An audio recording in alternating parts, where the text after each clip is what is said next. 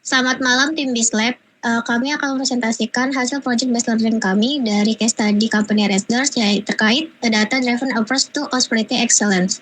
Kami dari kelompok 3. Di sini diberanggotakan oleh saya sendiri Nabila Putra Sipa sebagai ketua, lalu anggota saya itu Radi Ahmad Aldiansa Mukti sebagai anggota, lalu selanjutnya ada Girinda Zilasi Algase sebagai anggota. Di sini ada tools yang dipakai untuk analisisnya. Yang pertama Drawio sebagai pembuat diagram BPNN-nya untuk memodelkan alur proses bisnis. Selanjutnya ada Python digunakan untuk analisis data dimulai dari cleaning data hingga exploratory data analysis.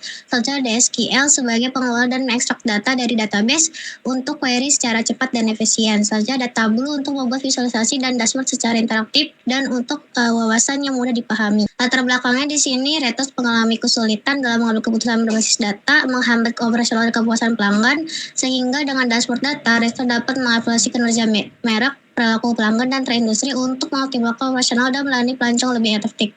Di sini ada alur flowchart yang pertama dengan mengumpulkan data, pembersihan data, selanjutnya eksplorasi data, dan identifikasi pola dan tren. Selanjutnya bisa disajikan dalam dashboard secara interaktif untuk dasar pengambilan keputusan. Selanjutnya dilakukan analisis bisnis modeling untuk optimasi user journey customer, di mana dimulai melalui tahapan pencarian properti hingga setelah menginap. Secara keseluruhan, alur user journey pelanggan dalam proses reservasi sudah cukup lengkap dan efektif sehingga memudahkan pelanggan. Namun beberapa hal dalam setiap tahapan perlu ditingkatkan, mulai dari pencarian yang harus lebih akurat, permintaan kurs yang lebih fleksibel, dan pembayaran yang didukung oleh pengingat otomatis. Selain itu perlu adanya komunikasi aktif dari pelanggan sebelum menginap untuk meningkatkan kepuasan pelanggan.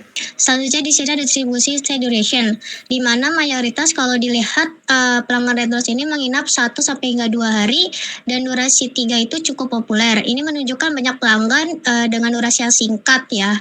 Nah, dengan begini Redders dapat menawarkan promosi untuk penginapan yang durasinya 3 malam sehingga mengoptimalkan tarif dan pengelolaan kamar untuk menarik pelanggan dengan durasi yang menginap lebih panjang. Selanjutnya di sini ada distribusi lead time. Juga dilihat mayoritas pelanggan Redders ini terjadi dari 0 sampai 1 hari sebelum check-in. Dengan rata-rata lead time-nya adalah 2 hari. Jadi ini menunjukkan permintaan yang tinggi untuk pemesanan yang mendadak. Sehingga reservasi perlu strategi fleksibel seperti diskon last minute atau flash sale untuk mengisi kamar terutama saat low session dan memudahkan pengelolaan ketersediaan kamar. Selanjutnya di sini ada distribusi revenue per night. Di sini rata-ratanya adalah sekitar 7.041 US dollar dengan variasi harganya itu dari 1 hingga 30 USD. Jadi bisa dilihat sementara properti yang premium di atas 15 USD. Jadi ini ada menawarkan peluang ekspansi. Properti ini dengan pendapatan yang rendah dapat meningkatkan keuntungan melalui dynamic revising. Selanjutnya di sini ada distribusi total booking revenue-nya. Di sini rata-ratanya adalah 2 USD per pelanggan dan sebagian besar yaitu menghasilkan antara 1.800 hingga 2.500 USD. Pelanggan dengan pemesanan yang lama atau kamar premium berkontribusi signifikan terhadap pendapatan. Nah, di sini ada top 10 customer dari total booking revenue-nya. Di sini lihat ternyata berkontribusi ya. Yang pertama ini pertama yaitu dengan USD paling tertinggi yaitu sekitar 2.708 dolar. Menunjukkan dampak besar dari pemesanan besar dan atau sering. Restoran dapat fokus pada pelanggan ini sebagai strategi loyalties, sebagai rewards atau penawaran eksklusif. Lalu distribusi property performance. Di sini terlihat tingkat hunian tertinggi yaitu jatuh pada ID ini ya. Dia itu mencatat yaitu sekitar 998. Nah, lalu dengan pendapatan yang tertinggi di sini ada 4.928 dolar. Nah, di sini juga terlihat dengan mengandalkan yang harga tertinggi, mungkin ini si ID ini tuh harga yang premium bisa diberikan layanan tambahan juga. Selanjutnya di sini ada top 10 properti berdasarkan occupancy rate. Ditunjukkan bahwa ID yang pertama ini memiliki okupansi tertinggi ya. Dia tuh sekitar 4.014%. Artinya dengan menunjukkan efisiensi yang tinggi berkat dari faktor ya lokasi, layanan premium atau harga dinamis. Tadi udah dibilang bahwa tuh si Predos ini emang harganya tuh cukup terjangkau ya dia tuh. Nah, sehingga ini cukup harga yang dinamis. Variasi besar propertinya sekitar tadi tuh sekitar 2.125%. Ini menunjukkan perlunya analisis dan strategi untuk meningkatkan hunian properti dan dengan performa yang rendah. Di sini ada korelasi antara okupansi rate dengan total revenue per properti. Di sini korelasinya sekitar terdapat 0,01, artinya menunjukkan di sekitar 0 ya dia tuh.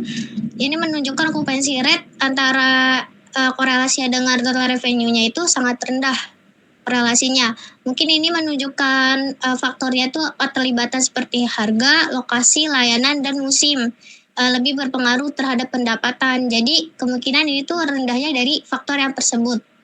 Pengelolaan harga dan peningkatan layanan lebih efektif dalam mengoptimalkan pendapatan daripada hanya fokus pada tingkat hunian. Oke, masuk pada data analis data tingkat lanjut. Jadi yang pertama itu kita akan menganalisis total room nights revenue dan ADR setiap kota di tahun 2024. Nah, pada gambar tersebut bisa dilihat di kota Bandung tahun 2024 itu total pemesanan hotel per malamnya itu sekitar 13.341 dan pemasukan sekitar 65.733 dolar dan ADR-nya sekitar 4,9. Nah, dari data tersebut berguna untuk mengindikasikan adanya peluang untuk menerapkan strategi harga yang lebih spesifik dengan menyesuaikan harga sesuai dengan karakteristik masing-masing segmen pasar di setiap kota. Nah, perusahaan dapat meningkatkan pendapatan secara signifikan sambil tetap mempertahankan volume pemesanan yang stabil. Oke, sebenarnya ini sama juga di slide sebelumnya, tapi di sini saya lebih detailkan lagi per bulan di tahun 2024.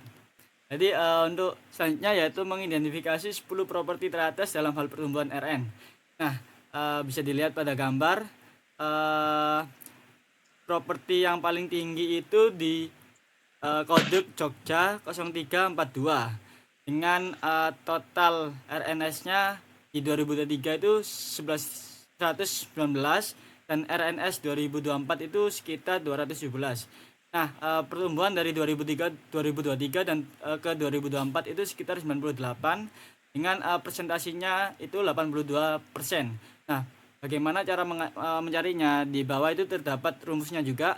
RNS growth itu sama dengan RNS 2024 dikurangi NRS 2023. Jadi maksudnya itu perbandingan lah antara 2023 sama 2024 itu naiknya berapa, dan untuk grup presentasinya itu cara rumusnya itu RNS 2024 dikurangi RNS 2003 atau RNS growth per RNS 2023 dikalikan 100 hingga menjadi persentase. Di situ ada di gambar tersebut sudah ditampilkan juga 10 properti teratas dalam hal pertumbuhan RN. Nah, 10 properti teratas sendiri kategorinya itu high growth. Jadi ini menunjukkan bahwa properti tersebut itu kelasnya tinggi lah gitu. Nah, selanjutnya yaitu menentukan segmentasi pelanggan berdasarkan perilaku pembelian. Nah, di sini saya menggunakan metode RFM score. Nah, RFM score sendiri itu apa? Jadi RFM score itu yaitu recency score plus frekuensi score plus monetary score. Nah, recency score sendiri itu maksudnya jumlah transaksi jarak transaksi terakhir dari sejak terakhir pelanggan. Nah, untuk frekuensi sendiri yaitu jumlah total transaksi pelanggan, dan untuk monetary sendiri adalah total pendapatan yang dihasilkan pelanggan. Nah, di situ nanti per atributnya itu bakal dikasih skala dan misal resensinya itu jumlah terakhir itu berapa. Nah, nanti dikasih skala lah. Jika lebih tinggi skalanya bakal kecil. Nah, untuk skor paling kecil itu 1 dan untuk skor paling besar itu 5. Nah, berarti dengan begitu RM skor paling tinggi itu 15. Oke. Di gambar tersebut bisa dilihat bahwa user ID yang paling teratas itu menghasilkan frekuensi 103 dan esensinya itu jadi jarak mereka transaksi di terakhir itu 70 hari dengan pendapatan sekitar $2.000. Nah, untuk skornya itu terdapat menjadi 4 untuk resensi, skor frekuensinya 4 dan monetary skornya 5 dan jumlahnya 13. Nah, 13 ini termasuk customer segmen platinum. Nah, berarti platinum itu segmen tertinggi lah. Jadi kalau udah yang udah saya dapatkan datanya itu platinum itu berjumlah 25% dari jumlah keseluruhan user. Nah, tapi dengan 25% itu perusahaan itu mendapatkan 50% pendapatan dari customer segmen platinum gitu. Jadi menunjukkan bahwa customer segmen platinum itu benar-benar menambah pemasukan yang lebih untuk perusahaan. Oke, bisa di next. Nah, selanjutnya yaitu membandingkan harga musim normal dengan harga musim puncak pada tahun 2023 dan 2024. Nah, untuk normal session di 2024 itu total booking sekitar 13.906 dengan pemasukan sekitar 278.000 sekian dolar dengan total room nights itu 55.000 sekian pemesanan. Dan untuk rata-rata pendapatan atau rata-rata kita menentukan harga per malamnya itu sekitar 4,9 dolar. Dan untuk selanjutnya bisa dilihat sendiri. Nah, bisa ditarik kesimpulan bahwa peak season ini di 2024 itu harganya lebih mahal sekitar 0,4 sekian, 0,04 sekian.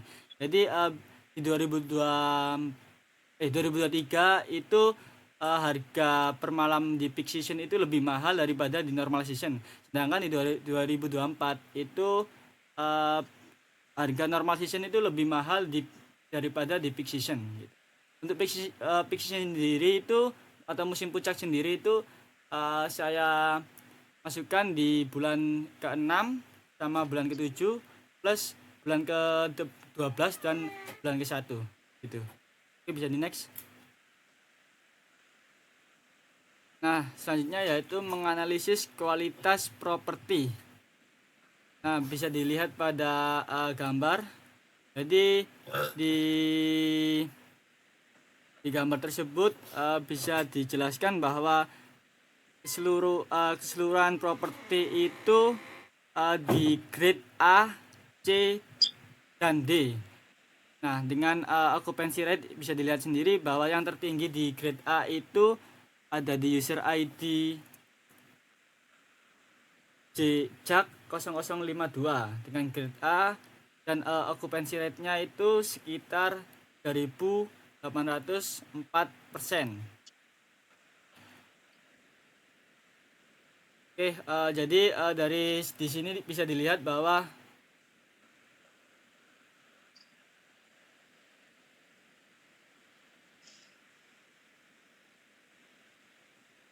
di sini bisa dikategorikan di A itu kualitas propertinya itu baik, dan untuk yang di C itu sedang-sedang, dan yang di D itu sedikit rendah gitu. Oke, bisa di next. Nah, selanjutnya yaitu saya membuat SQL view untuk laporan metrik utama 6 bulan terakhir. Jadi di SQL view ini berguna untuk melihat laporan utama di 6 bulan terakhir. Contohnya di Kota Bandung di pemesanan bulan 6 tahun 2024 itu total RNS-nya sekitar 972 dan total pendapatannya sekitar 4.900 sekian dolar, dan rata-rata pemasukan itu sekitar 7,8 dolar. Nah, SQL View ini berguna untuk melihat laporan metrik utama di 6 bulan terakhir di berbagai kota untuk melihat total RNS, total pendapatan, dan rata-rata per harga per malamnya itu berapa gitu. Ini di next.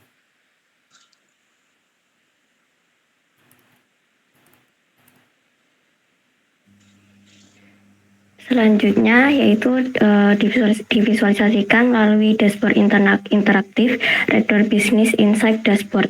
Dilihat pada grafik batang revenue trend by city and brand type, pendapatan Red Door itu mencapai $2.130 dengan performa stabil di kota Yogyakarta dan juga Surabaya. Sementara kota Jakarta dan Malang menunjukkan tren penurunan. Brand Red Door di sini mendominasi pendapatan, maka diperlukan strategi promosi diperlukan untuk kota yang mengalami tren penurunan. Dan kota yang berperforma tinggi dapat menjadi model ekspansi. Kemudian di sebelahnya ada grafik batang yang menunjukkan the top 10 property with the highest room nights. Properti dengan kode YUK 0421 dengan room night tertinggi 998 dan diikuti oleh kode dari Malang 0400 dan room night 996 itu memimpin performa. Dengan didominasi oleh brand type Red Door, maka properti ini akan menjadi model untuk pengembangan untuk peningkatan fasilitas. Kemudian jika dilihat dari kiri bawah, ada customer segmentation on behavior patterns, di mana pelanggan dengan super frequent stayer dan high spender menyumbang pendapatan terbesar dengan masing-masing $958.610. Dari segmen usia yang profesional and young adult memberikan kontribusi utama. Fokus pada pelanggan loyal dan kampanye digital untuk menarik pelanggan muda dan wanita baru dapat meningkatkan pendapatan. Kemudian pada pie chart revenue distribution by user type and travel purpose, pengguna repeat user menyumbang lebih besar dibandingkan pengguna baru. Tujuan perjalanan bisnis dan leisure seimbang sehingga menunjukkan kedua segmen ini cukup penting. Strategi retensi diperlukan untuk pelanggan dengan repeat user, sementara pelanggan baru dapat dijangkau melalui kampanye digital. Lalu dari gender based and age based revenue distribution, pengguna pria itu mendominasi kontribusi pendapatan dibandingkan pengguna wanita. Namun wanita baru itu menunjukkan potensi yang besar. Sementara dari segmen usia yang profesional and young adult memberikan pendapatan yang tertinggi. Maka fokus pada program loyalitas dan kampanye digital untuk segmen ini itu sangat diperlukan. Jadi secara keseluruhan itu dashboard interaktif ini menyajikan total booking sebanyak 100.000 dan total kamar sebanyak 200.497 dan total pendapatan sebanyak $2.130, di mana filter dinamis dari booking date, city dan juga travel purpose ini memungkinkan analisis yang mendalam. Jadi dashboard ini itu dapat digunakan untuk menjadi alat strategi untuk meningkatkan pendapatan melalui pengelolaan properti, pemasaran terfokus dan pengalaman pelanggan yang lebih baik. Di sini kesimpulannya ialah pendapatan restoran dipengaruhi oleh harga, lokasi, dan layanan premium, bukan hanya tingkat hunian. Pelanggan juga cenderung menginap singkat dan memesan secara mendadak. Segmentasi RFM merupakan peluang meningkatkan loyalitas dan pemanfaatan data mendukung keputusan strategis. Sarannya adalah untuk harga terapkan harga dinamis untuk menarik pelanggan premium, lalu fokus pada promosi durasi yang panjang dan diskon pemesanan yang mendadak. Gunakan RFM untuk program loyalitas dan penawaran eksklusif. Optimalkan properti dan performa rendah, lalu gunakan PMS dan analitik prediktif untuk efisiensi. Strategi ini meningkatkan efisiensi kepuasan pelanggan dan kinerja bisnis. Sekian, terima kasih dari kelompok kami. Selamat malam.